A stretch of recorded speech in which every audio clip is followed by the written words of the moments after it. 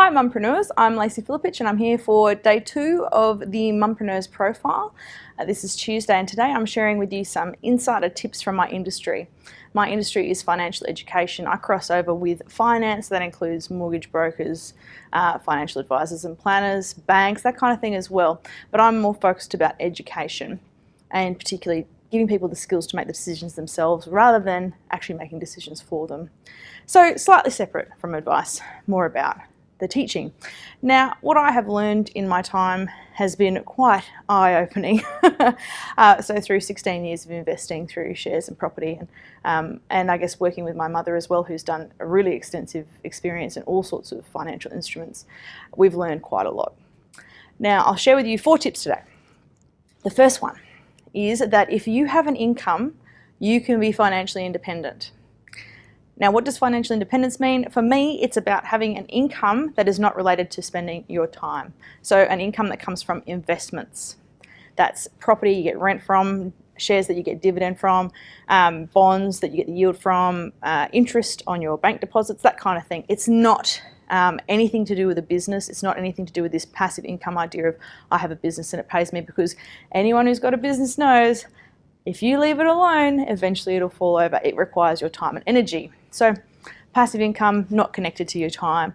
If you earn an income, you can become financially independent. It is about what you do with the money, not about how much you have.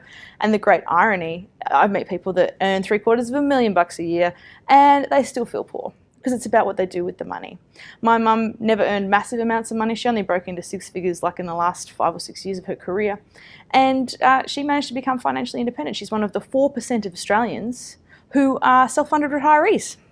And that is starting at 49.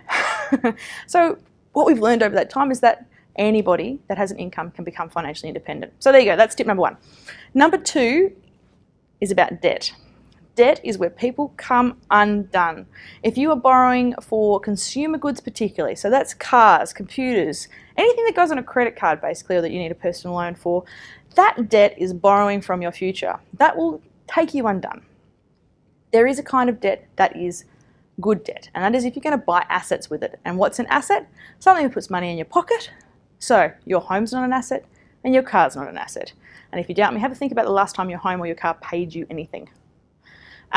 So if you're going to take out debt, be very sure about what you're doing it for, because that is what sends people bankrupt. It's what puts stress on people, is debt repayments. If you can avoid huge amounts of debt, then you will sleep better. So there you go. Number 2, avoid bad debt. Okay, my 3rd tip for you is that you can predict the future. Yeah, and without a crystal ball and without needing cards and without any real guesswork involved. Here it is, the simplest tip you'll get. Go to the bank, ask them the interest rate on a 6-month term deposit and a 3-year term deposit. So short term, medium term. They'll offer you 2 different rates usually. If the rates are the same, they think that the interest rate is going to stay the same for that period of time. If the 6-month is higher, they think that the interest rate is going to go down over the long term. And if the 6-month is lower, they think the interest rate is going to go up. Now, what can you do with that information? Well, interest rates tell us a lot about the economy. They also tell us about what we're going to be paying on our mortgage. So you would have heard a lot of people say, go out and fix your home loan the moment that it turned around. If you go into the banks at the moment, because the RBA downgraded their inflation estimations, they're all pretty much stagnant now. There's none of this race back up that we were maybe thinking might happen. Interest rates never go up as quickly as they come down. It's just the nature of the beast. But with that information, you then know whether it's a good idea to fix your interest rate or not on your home loan. You know whether it's a good idea to go into debt to buy a property or not, and you can have a pretty good feel about whether the economy is buoyant or not, which has an effect on the overall stock market and all of your investment decisions. So there you go. You can predict the future. I've got a video link for that, and I'll include that in the first line in the comments so that you can go and watch that separately if you like. My 4th tip for you is about something that people don't tend to like to talk about if they're in the finance industry, and that is the scandals that we see. So every bank in Australia, every major bank in Australia, and Macquarie Bank included, all got dragged through a Senate inquiry because all of them have had examples of customers being given financial advice that was not sound for them. Here's the problem with financial advice from anyone whose business is selling you debt. They're probably going to sell you debt. That's how a bank makes their money. They sell you debt, you pay them interest back, and there they go. Pretty good, huh?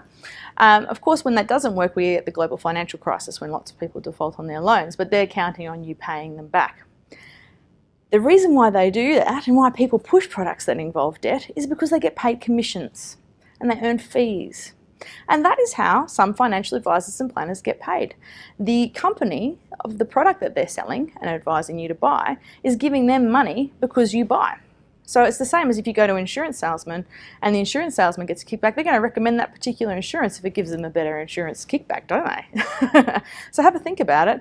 If you're going to go and get financial advice or go to a planner or buy any kind of financial product, find someone who does not take commissions and works for fee only. You pay for their time.